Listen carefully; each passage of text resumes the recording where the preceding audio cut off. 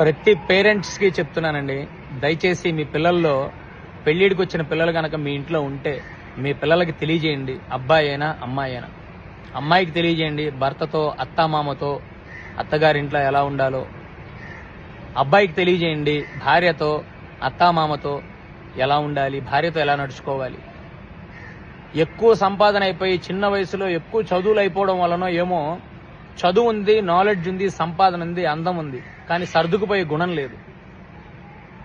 ఇప్పుడున్న యూత్ జనరేషన్లో ఎవరికి కూడా సర్దుకుపోయే గుణం లేదు. ఆ గుణం లేకపోవడం వలన ఏమో ఎక్కువ శాతం డివోర్స్ ఎక్కడ వినండి మీరు, డివోర్స్.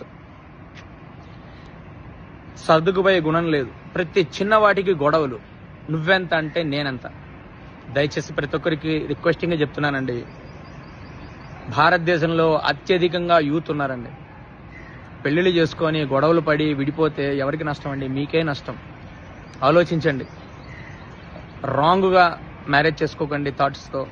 చక్కగా ప్యాకేజీల కన్నా కూడా అబ్బాయి క్యారెక్టర్ ఏంటి, అమ్మాయి క్యారెక్టర్ ఏంటి, బాగా చదువుకున్నారా, నాలెడ్జ్ ఉందా, కొంచెం మెచ్యూరిటీ లెవెల్ ఎలా ఉంది, వాళ్ళ ఫ్యామిలీ బ్యాక్గ్రౌండ్ ఏంటి, వాళ్ళేంటి, ఇవన్నీ ఆలోచించి పెళ్లిళ్ళు చేసుకోండి.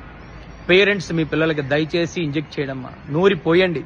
భార్యతో ఎలా ఉండాలి, భర్తతో ఎలా ఉండాలి, అత్తామామతో ఎలా ఉండాలి, ఆడపడుచులతో ఎలా ఉండాలి, భార్య తరపు వాళ్ళతో ఎలా ఉండాలి.